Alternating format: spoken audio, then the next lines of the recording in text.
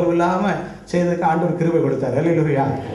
பிறகு பார்த்தீங்கன்னா 1ஆம் மணி அடித்த உடனே பாட்டு படிக்க ஆரம்பிச்சது. சத்தமாக படித்து கடைசியில் என்ன நடந்துன்னு கேட்டால், மாற்று சபையில் உள்ளவங்க கூட அந்த சபை ஆராதனைக்கு வர ஆரம்பித்தாங்க. அல்லேலூயா. நான் அவங்களை சொல்லுவேன், தயவுசெய்து நீங்கள் உங்கள் சபையை பார்த்து என்ன செய்யுங்க, போங்க. உங்கள் சபைக்கு ஆள் வேணும், நீங்கள் அங்கே இருங்க. இங்கே இருக்க ஆட்களுக்காக தான் நான் ஊழியம் செய்ய வந்திருக்கேன்னு சொல்லி இருந்தாலும் ஆண்டவருடைய கிருபையினால் எங்கள் சபைக்கும் போயிடுதேன். இந்த ஆராதனை கொஞ்சம் நேரம் என்ன செய்தேன், கலந்துக்கிட்டேன். ஆனால் பிரியமானவர்களே, அந்த ஒரு அபிஷேகம் தான் இன்றைக்கு என்ன சொல்லிக்கிட்டு இருக்குன்னு கேட்டால், நம்முடைய திருச்சபைகளில் எழுப்புதல் கட்டாயம் என்ன செய்யணும், வரணும். நம்முடைய திருச்சபைகளில் தூந்து போன ஒரு நிலைமை என்ன செய்யணும், இருக்கவே கூடாது. சபைகளில் நல்ல ஒரு அனல் உண்டாகணும். சபைகளில் மக்கள் வாஞ்சையோடு வரும்போது சபையை நடத்துகிற ஊழியர்கள் தகுந்த இறையை கொடுக்கணும் அப்படின்னு சொல்லி அந்த வைராக்கியங்கள்லாம் இந்த ஊழியம் செய்தனால வந்து ஒரு கிருபைதான் நான் திட்டமாக சொல்ல முடியும். அதுபோக மற்ற சபைகளில் வேலை செய்யும்போது கூட ஆண்டவரே, எல்லாரும் சொல்லிட்டுலாம் வேலை செய்யும்போது என்னை விட நல்ல வேதாரி உள்ளவங்க தான் நிறைய பேர் இருப்பாங்க. அவங்க மத்தியில் நின்று என்ன செய்யணும், ஆண்டவருடைய வார்த்தையை சொல்லணும், அவங்க அதை அங்கீகரிக்கணும். ஆனால் நம்முடைய சொந்த பலத்தில் முடியாது, அபிஷேகத்தை தான் அனுப்பிக்கிட்டே இருப்பேன். அல்லேலூயா. எதை அனுப்புகிறது சொல்லுங்க, அனுப்புங்க. எல்லாரும் கையை கட்டிட்டு இப்படியே உட்காந்து நீங்கள் என்னை முடிக்க சொல்லிட்டீங்கன்னு நினச்சிட்டேன். நீங்கள் முடிக்கிறதுக்கு சிக்னல் கொடுக்க ஆரம்பிச்சிட்டிங்கன்னு நினச்சிட்டேன். ஏன்னு கேட்டால் அப்படியே ஏலேலோ ஏலேலோ ஏலேலோ ஏலேலோ ஏலேலோ ஏலேலோ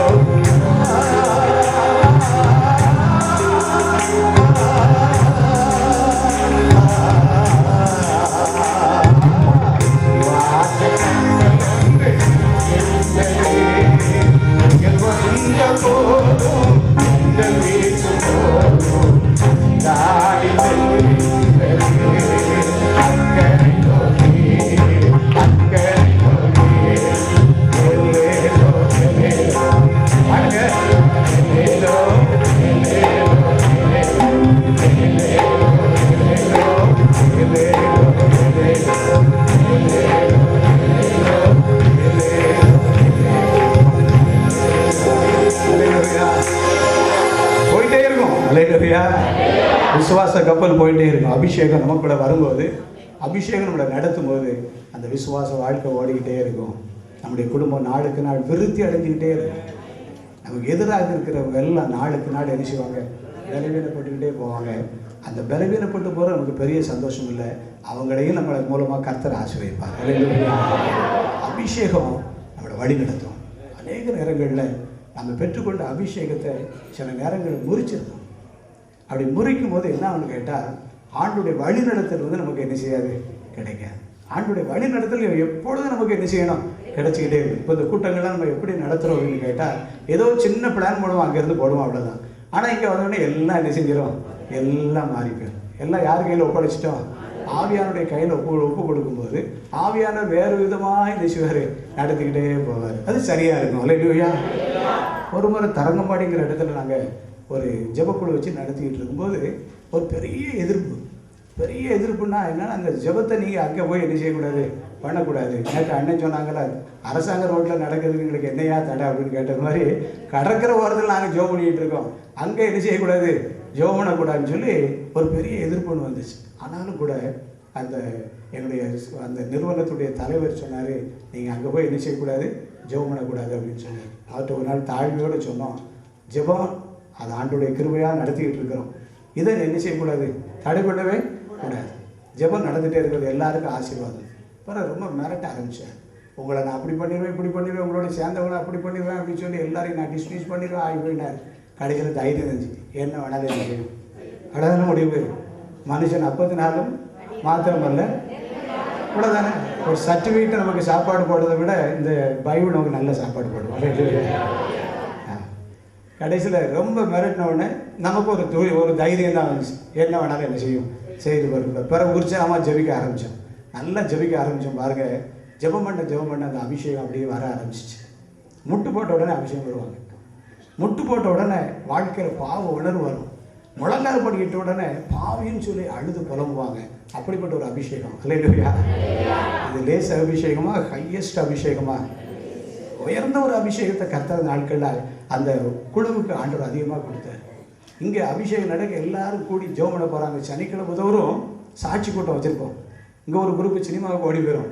நாங்கள் ஒரு குரூப்பு உட்காந்து சனிக்கிழமையில் அந்த காத்திருப்பு ஜெபம் மாதிரி வச்சுருக்கோம். பார்த்தீங்கன்னா பெண்கள்லாம் வரக்கூடாதுன்னு சொல்லியிருக்கோம். அங்கே எல்லோரும் ஒவ்வொருவரும் குடும்பமாக வந்து நிற்பாங்க. இல்லையா, நான் சொல்லுவேன், ஐயா தயவுசெய்து நீங்கள் தனி ஆண்களாக மட்டும் என்ன செய்யுங்க, வாங்க ஃபேமிலியை கூப்பிட்டு வரவேண்டான்னு சொன்னாலும் நாங்களாக கூப்பிட்டு வரோம் உங்களுக்கு என்னன்றுவாங்க. இல்லையா, பிறகு அங்கே கொடுக்குற சாட்சிகளெல்லாம் பார்த்தீங்கன்னா பயங்கரமான சாட்சியாக இருக்கும்.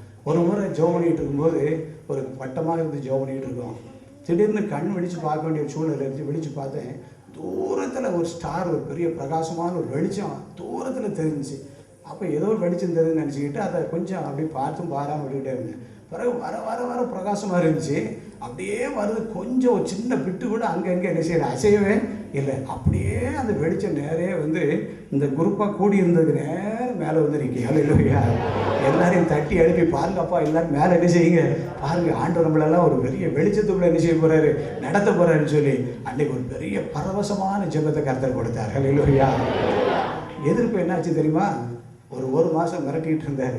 ஜெபம் நடந்துகிட்டே இருந்துச்சு. திடீர்னு எதிர்ப்பு கொடுத்தவருடைய வீட்டில் ஒருவருக்கு சுகையினமாச்சு. அல்லேலூயா. அவருக்கு திடீர்னு ஹார்ட் அட்டாக் வந்துச்சு. காரைக்கால் ஆஸ்பத்திரியில் சேர்க்கணும். காரைக்கால் ஆஸ்பத்திரியில் சேர்த்தாச்சு. கவனிக்க ஆள் கிடையாது. வீட்டில் அந்த அம்மாவும் அந்த சாரும் தான், வேறு யாரும் கிடையாது. ரெண்டாவது அவங்களுக்கு யாரும் உதவி செய்ய மாட்டாங்க. ஏன்னா அப்படிப்பட்ட குணமுள்ள அம்மாவும் ஐயாவும். அல்லேலூயா. இப்போவும் நம்ம ஆட்களை பற்றி சிலர் அப்படி தான் சொல்லுவோம், ஏப்பா அவள் பாட்டு தான் படிப்பாப்பா, குணம் ஒன்றுக்கு ஆகுது அப்படிப்பாங்க. நல்ல ஊழியம் வருவா, குணம் சுத்தம் மோசம் சீரதம் வாங்க. உங்கள் குணங்கள்லாம் எப்படி இருக்குது, நல்ல குணமா அந்த அம்மா குணம் தானே, வந்தால் தானே தெரியும். இங்கே நல்ல குணம் சும்மா நீவாட்டி அடிச்சு விட்டுருவேன். குணங்களை மாற்றிடுங்க. சரிதானே, குணம் கம்ப்ளீட்டாக மாறணும். கடைசியில் அவங்களுக்கு யாருமே உதவிக்கு ஆள் போகலை. யோசித்து பார்த்தார் என்ன செய்யலான்னு சொல்லி. ஆவியானவர் பேசினார், இவங்களை கூப்பிடுன்னு சொல்லி. ஒரு நாள் காலையில் வந்து தம்பி ஞானப்பிராசம் அப்படி மைத்துனருக்கு சோம் இல்லாமல் காரைக்கால் ஆஸ்பத்திரியில் இருக்கிறாங்க, அட்டாக்கில் மோசமாக இருக்குது, நீங்கள் போய் என்ன செய்யணும் ஜோமன்னு கூட சொல்ல. ரெண்டாவது சொன்னார், கவனிச்சுன்னு தான் சொன்னார். இல்லையா, அதுக்கு பிறகு தான் சொன்னார் ஜெபம் பண்ணிக்காங்கன்னு சொல்லி. அவர் ஜெபம் பிடிக்காது பார்த்தீங்களா, கவனிச்சுக்காங்க, அது பிறகு ஜெபம் பண்ணுங்க. நல்ல பகல் முழுசும் நீங்கள் பார்த்துக்காங்க, ராத்திரி முழுசும் ஏசுபாதுன்னு ஒருத்தர் இருக்கார், அவரை அனுப்பி விட்டுருந்தேன். உங்களுக்கு லீவு தந்துருந்தேன், ஸ்கூலை பற்றி ஒன்றும் பிரச்சனை போகட்டார். ரொம்ப சந்தோஷம் சொல்லிட்டு 15 நாள் பகலுக்கு நான் போய் பார்த்துக்கிட்டேன். அன்றைக்கி 15 நாள் நைட்டில் ஏசுபாதை போய் பார்த்துக்கிட்டார். ஆண்டுடைய கிருபையினால சாக போகிறவர் படிச்சுக்கிட்டார். அவருடைய உள்ளத்தில் ஒரு உடை வந்துச்சு. அதுக்கு பிறகு அந்த ஜெபத்தை அவர் என்ன பண்ணலை, தடையே பண்ணலை. கடைசியில் நாங்கள் எல்லாம் முடிச்சுட்டு வரும்போது எங்கள் வீட்டில் வந்து ஜோ மட்டும் போங்கனாரு. வீட்டில் போய் ஜோ மட்டும் வந்தோம். சர்டிஃபிகேட் கான்டாக்ட் எழுதினார். சிலர் சொன்னாங்க என்னத்தையாக எழுதி வச்சிருப்பாரா, என்ன தடவை நமக்கு என்னப்பா, இது நமக்கு தெளிவாக இருக்குது. இன்று முதல் நான் உங்களை ஆசீர்வதிப்பேன். இன்று முதல் நான் உன்னை ஆசீர்வதிப்பேன்.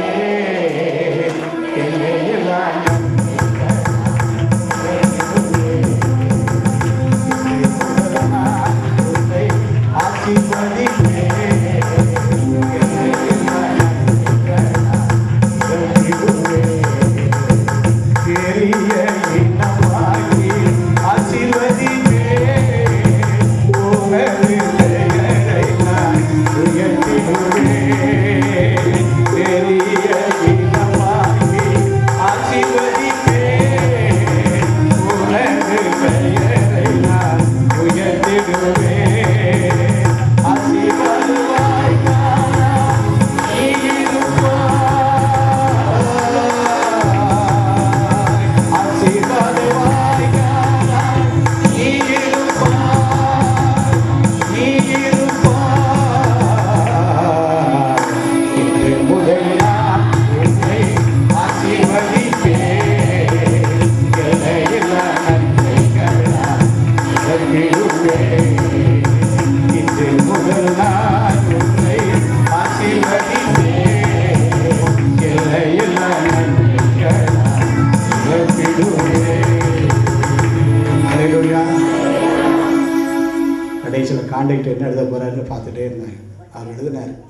he can tolerate any sort of situation எழுதினார்.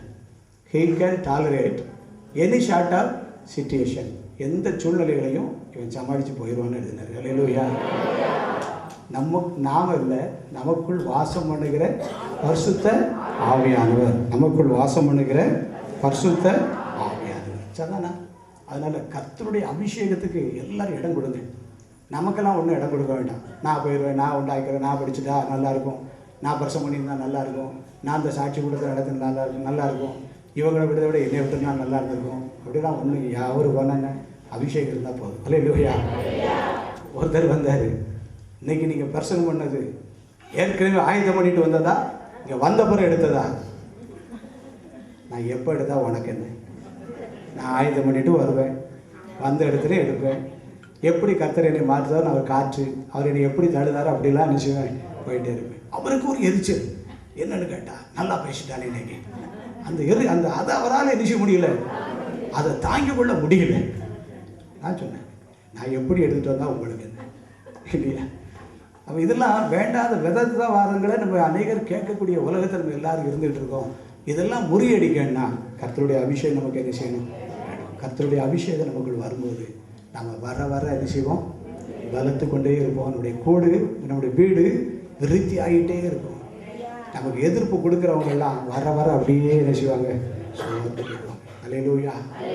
அப்போ தாவீது நாளுக்கு நாள் அவர் விருத்தி அடைவதற்கு காரணம் என்னன்னு சொன்னால், கர்த்தர் அவரோடு கூட இருந்தார். அவர் தன்னுடைய செய்கைகளில் எல்லாம் புத்தியாய் நடந்தான். அவன் மகா புத்திமானாய் நடக்கிறத கண்டு சவுல் அவனுக்கு எப்படி இருந்தானா? பயந்திருந்தான். இனி எல்லாரும் அப்படி தான் இருக்க போகிறான். அல்லேலூயா.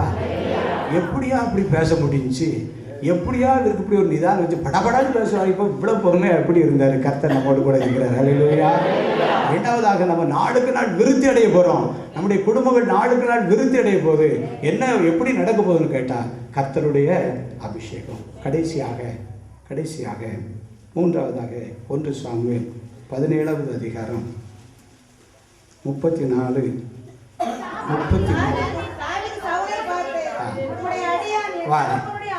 உங்களுடைய ஆர்வத்தை நான் பாராட்டி நானே வாசிக்கிறேன். 33வது வசனத்திலிருந்து நீங்கள் கவனிங்க, நான் வாசிக்கிறேன்.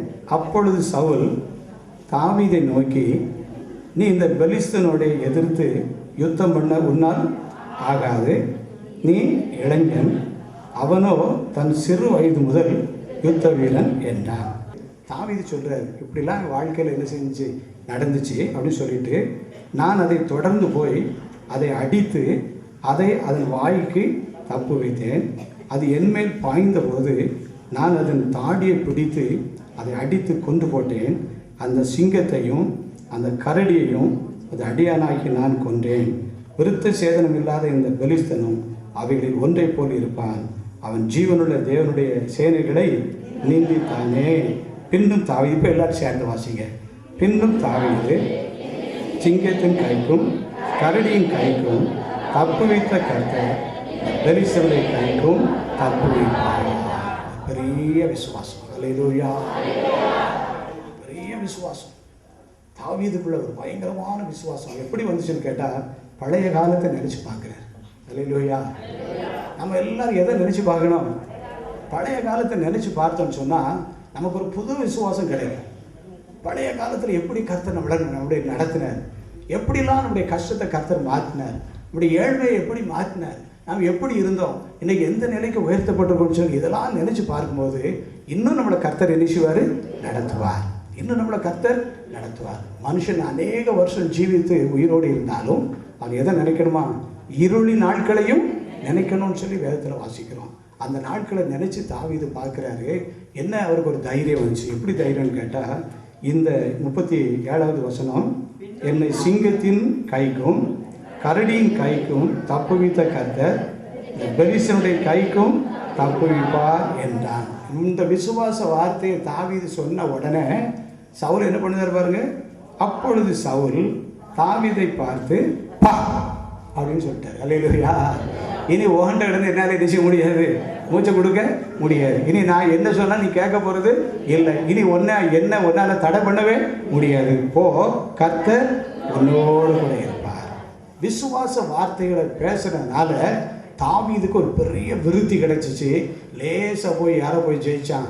கோலியாத்தை ஜெயிச்சான். பிரியமானவர்களே, இன்றைக்கு நம்ம எல்லாரும் நேற்று அக்கா ஒரு செய்தியில் சொன்னாங்க, நம்ம எல்லாருடைய குடும்பம் எப்படிப்பட்ட குடும்பமா? விசுவாச மார்க்கத்தால் விசுவாச குடும்பம். அல்லேலூயா. அப்போ நம்ம எல்லாரும் விசுவாசத்தோடு இருக்கும்போது நம்முடைய குடும்பம் நாளுக்கு நாள் என்ன செய்யும்? விருத்தி அடையும். சரிதானா? நம்ம விசுவாசத்தில் வளர வளர வளர நம்முடைய வாழ்க்கையில் பெரிய அதிசயமான காரியங்கள் கட்டாயம் நடக்கும். நம்முடைய விசுவாசமே உலகத்தை ஜெயிக்கிற ஜெயம். தாவீதுக்குள்ள ஒரு பெரிய நம்பிக்கை இருந்துச்சு. கர்த்தர் அன்றைக்கு ஒரு கரடியையும் ஒரு சிங்கத்தையும் கையில் ஒன்றும் இல்லாமல் இருந்தாலும் ஆட்டுக்குட்டியை கிழிச்சு போட்ட மாதிரி கிழிச்சு போட்டு வெற்றி பெறுவதற்கு எனக்கு அன்றைக்கு உதவி செய்தார்ல, இவன் ஏமாத்திரம் அப்படிங்கிற ஒரு தைரியத்தை கர்த்தர் கொடுத்தார். ஹல்லேலூயா. ஆகினால நான் முதலாவது சொன்னேன் விசுவாசம்னு சொன்னேன். இப்போ கொஞ்சம் பொறுத்து இப்போ சொல்றேன் விசுவாசத்தோடு கூடிய தைரியம். கை தட்டி கர்த்தருக்கு எல்லாரும் நம்பி சொல்றேன். ஹல்லேலூயா. ஸ்தோத்திரம். ஆமென். ஸ்தோத்திரம் ஸ்தோத்திரம் ஸ்தோத்திரம். விசுவாசத்தினால் நீதிமான் பிழைப்பான், விசுவாசியை பதறாயே. விசுவாசத்தினால் நீதிமான் பிழைப்பான், விசுவாசியை பதறாயே. கலங்காதே திகையாதே விசுவாசியே, கலங்காதே திகையாதே விசுவாசியே. கல்வாரி நாயகன் கைவிடரே, கல்வாரி நாயகன் கைவிடரே. விசுவாசத்தினால் நீதிமான் பிழைப்பான், விசுவாசியை பதறாதே. விசுவாசத்தினால் நீதிமான் பிழைப்பான். அல்லேலூயா. செய்தி முடிக்கிறதுக்கு நீங்கள் சிக்னல் கொடுக்கல, கர்த்தருக்கு ஸ்தோத்திரம். பிள்ளைகள் சிக்னல் கொடுத்துட்டாங்க, எல்லாம் வந்தாச்சு. அல்லேலூயா. ஆகினால செய்தியை முடிக்க வேண்டிய நேரம் என்ன செஞ்சாச்சு? வந்தாச்சு. கர்த்தருக்கு ஸ்தோத்திரம். அல்லேலூயா.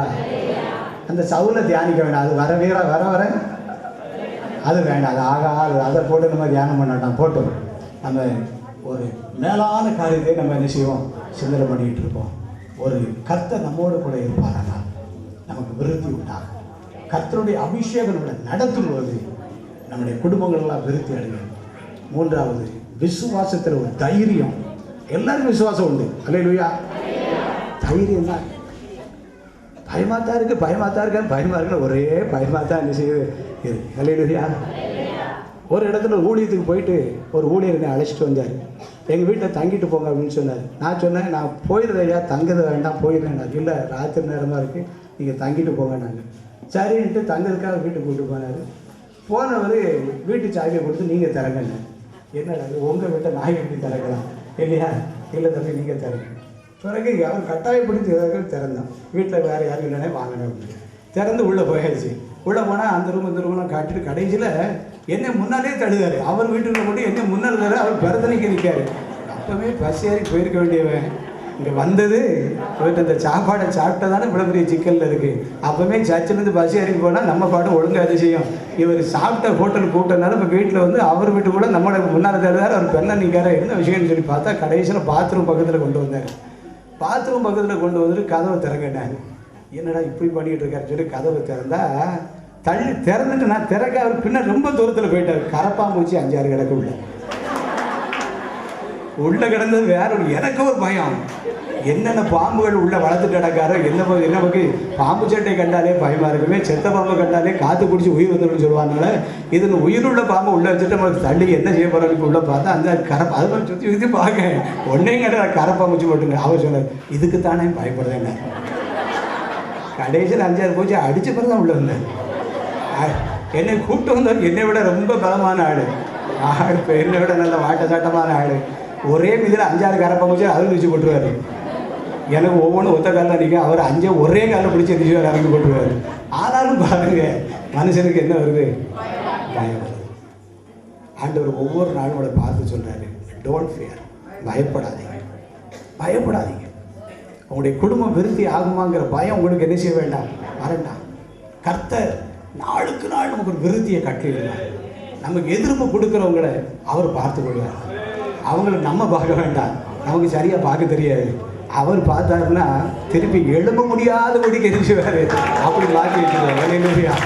ஆமாம், இஸ்ரேல் ஜனங்களை நியாயாதிபதிகள் நியாயம் விசாரித்த நாட்களில் பார்த்தீங்கன்னா திரும்ப மீதியான தலை தூக்கல் அப்படின்னு சொல்லி என்ன செஞ்சிருக்கும் போட்டிருக்கோம். அப்படிலாம் கர்த்தர் நடத்துவார். அல்லேலூயா. ஆகையினால கர்த்தர் நமக்கு நாளுக்கு நாள் நம்முடைய குடும்பத்தை விருத்தியாக்கி நம்மை உயர்ந்த நிலைக்கு நம்முடைய பிள்ளைகளை கர்த்தர் கொண்டு வருவார். நம்முடைய பிள்ளைகளுடைய படிப்பெல்லாம் செழிக்கும். நம்முடைய பிள்ளைகளுக்கு நல்ல வேலை வாய்ப்பு கிடைக்கும். நம்முடைய பிள்ளைகளுக்கு நல்ல ப்ரொமோஷன் கிடைக்கும். நம்முடைய பிள்ளைகள் கையில் கர்த்தர் பயங்கரமான ஊழியத்தை கொடுப்பார். நம்முடைய பிள்ளைகளுக்கெல்லாம் செல்வ சிறப்பான திருமணத்தை நடத்தி கொடுப்பார். நல்ல விசுவாசம் உள்ள பிள்ளைகளுக்கு விசுவாசம் உள்ள குடும்பத்தை கர்த்தர் கொடுவார். அல்லேலூயா. அப்படி தான் நான்லாம் ஜெபம் பண்ணிட்டு இருக்கும்போது இந்த அருமையான சகோதரியுடைய இளைய மகனுக்கு தான் என் மகளை கொடுத்துருக்குறோம். அல்லேலூயா. கர்த்தர் விசுவாசம் உள்ள குடும்பத்தை என்ன செய்வார்.